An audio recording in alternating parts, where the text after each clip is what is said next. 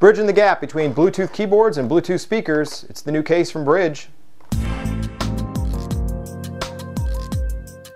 From Brydge, we look at the Brydge Plus iPad keyboard and speaker combo in aluminum and in their composite.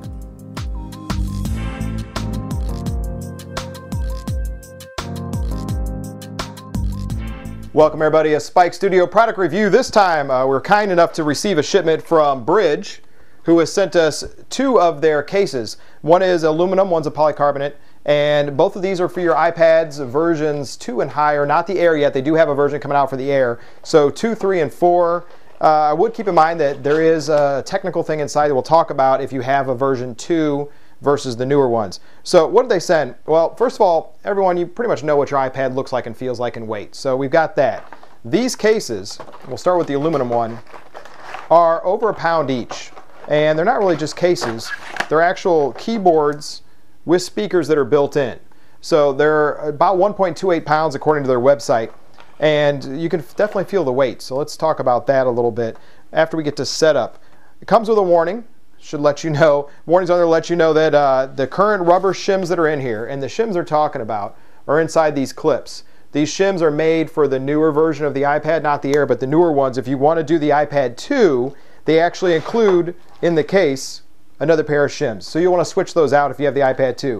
It does come with a charging cable. Both of them do, so you can actually hook up. It's a micro USB charger, so any micro USB charger will do it. It has a port on the side as well as a switch. The switch also illuminates to let you know the status of the actual keyboard in terms of battery and is it synced or not. When you turn it on, you'll get a flash of a little bit of blue. Solid blue lets you know it's ready. If you get the red flash, either it's dying battery or it's in the charge mode. So we'll turn that off for a minute. Now let's talk about how you actually work this, insert it, what I like, what I don't like. So to put the iPad in, they strongly suggest that you put the volume buttons and your rocker switch in the up part. So that allows your camera to be at the highest parts if you're going to do camera work. If not, your camera's at the bottom. So that's a good little tip that they have in there. And it just actually slips into place. Now here's one of the things I don't like, and I do like together. It slips in.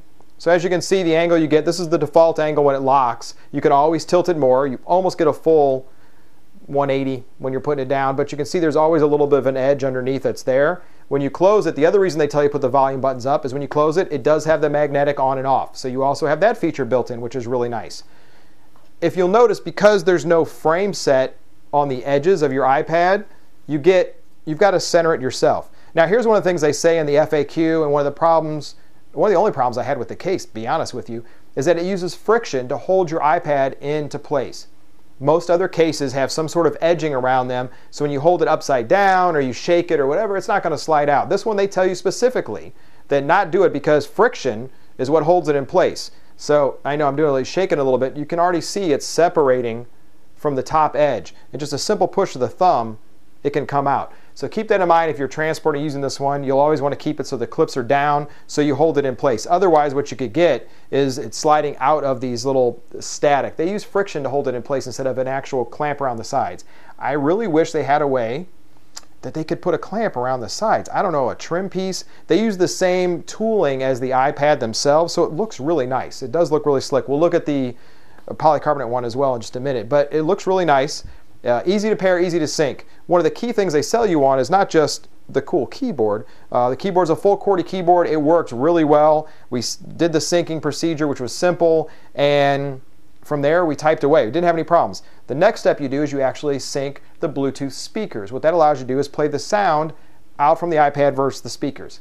Are they top quality, Bluetooth quality ones that you'd see that are standalone from the Jawbones and the others? No. Honestly, they're not. Are they good enough? Yes. So if you're really looking for true crystal clear, use your headphones, use something else on the outside, but for them to have just a general speaker set in here, works really well, and I bet you that's where a lot of the weight is also coming from, is building in the speakers. We've done tons of cases here on Spike Studio. You guys see the reviews all the time. What else do I wish they did? One other thing about the case, and I'm trying to keep this short because it is just a case, is both these clips, you know what, I'll just pop the iPad out to let you know, and this is for Brydge more than it is just for you, but one thing I wish they did is I wish through the middle here in the back or somewhere they had put these clips on the same toggle or bar, because I could find myself pushing on one end of the iPad than the other when I'm opening it, not just always the middle. If you do it in the middle, it puts the same amount of pressure on both of them to open them up. But if you push on an end, what you're going to get is the ability for not the whole thing to open because there's no containing like solid bar that connects them. It's just not one piece, to make it simple. Both these clips, as you see, act independent of each other. So they can fold and open and close when you want them to. So the polycarbonate one looks identical, same features, same functions. The only difference is instead of the nice shiny silver, what you're going to get, the same weight, you're going to get the black.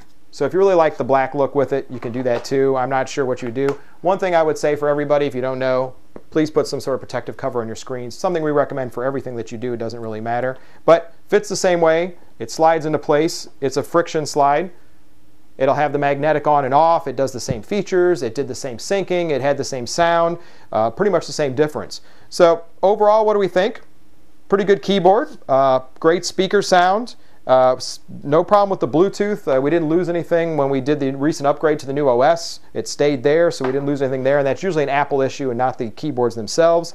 They include the shims as well as some new little stickies for going to the iPad 2. There is an Air version coming out. Keyboard was great, responsive, a ton of hotkeys across the top that you can see.